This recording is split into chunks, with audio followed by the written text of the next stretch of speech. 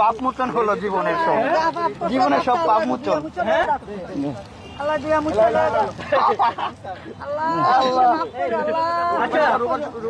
এই যে তার উপর কোনো বালা মুসিবত বা খারাপ জিনিস যাতে না আসে সেই জন্যই দুধ দিয়ে গোসল করানো বা সোনার উপর পানি দিয়ে গোসল। জেল থেকে জামিন হয়ে দুধ দিয়ে গোসল করে রাতারাতি ভাইরাল হলো টিকটকার প্রিন্স মামুন। এমনকি ইতিমধ্যে প্রিন্স মামুন জেল থেকে বের হওয়াতে তাকে মালা দিয়ে বরণ করা হচ্ছে।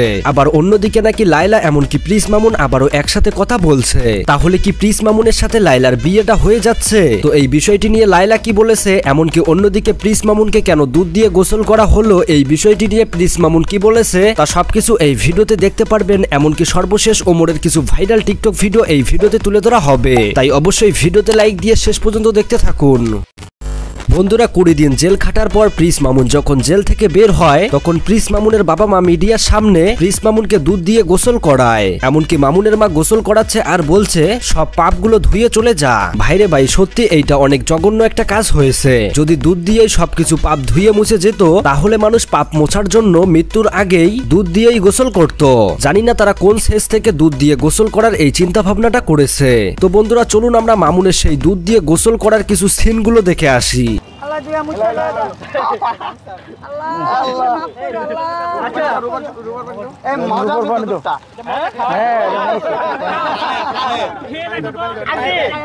এখন দেখতেছি আবার পানি দিচ্ছে, এটা কোন কিসের পানি? আমার তো দাও, এটা আমার তো এদিকে দাও।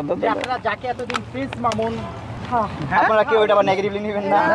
ভাইরে ভাই, মানুষ আলোচনায় এমনকি সমালোচনায় আসার জন্য অনেক কিছুই করে, যেটা আপনারা নিশ্চয়ই দেখতে পারছেন। খাদ্যর অপচার হচ্ছে। তো যাই হোক, অন্যদিকে আবার প্রিন্স মামুনের এই দুধ দিয়ে গোসল করার বিষয়টি নিয়ে লায়লাকে প্রশ্ন করা হলে লায়লা বলে দুধ দিয়ে গোসল করাটা নাকি ভালো। তো যাই হোক, চলুন লায়লা কি বলেছে আমরা সেই ভিডিওটি আগে দেখে আসি। যখন থেকে ওকে নিয়ে আসা হয়েছে তখন থেকে ওর সাথে আমি দেখা করতে পারিনি। ওকে এক জায়গায় রাখা হয়েছে, আমি এক জায়গায় দাঁড়িয়েছিলাম, মানে যেখানে দর্শনার্থীরা বা নর্মাল লোকরা দাঁড়াতে। দেখেছি যে ওর আম্মু ওকে দুধ সোনার উপর পানি দিয়ে গোসল করিয়ে দিয়েছে।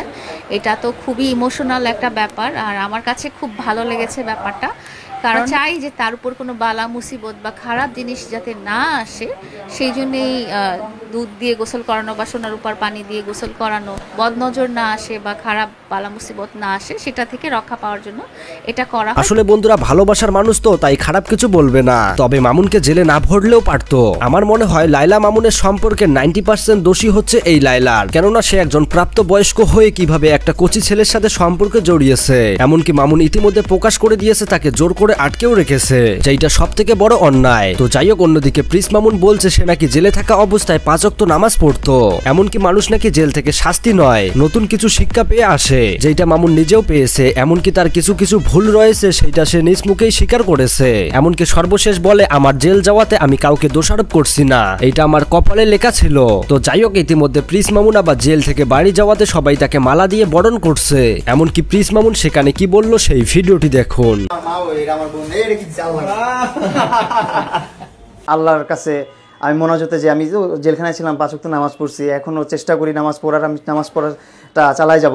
আমি মোনাজাতে আল্লাহর কাছে দোয়া করতাম, যারা আল্লাহ তাআলার কাছে আমি একটাই দোয়া করি যে আল্লাহ আমার ফ্যামিলিটাকে নিয়ে যেন হাসি খুশি ভাবে জীবনযাপন করতে পারি। তো যাই হোক, অন্যদিকে আবার লায়লা তার ফেসবুক লাইভে এসে কি বলেছে, এমনকি নিউজ চ্যানেলে কি বলেছে সেই ভিডিওগুলো দেখুন। তো আমার ভালোবাসার মানুষকে কষ্টের মধ্যে কখনোই দেখতে চাইনি এবং চাইও না এখন পর্যন্ত।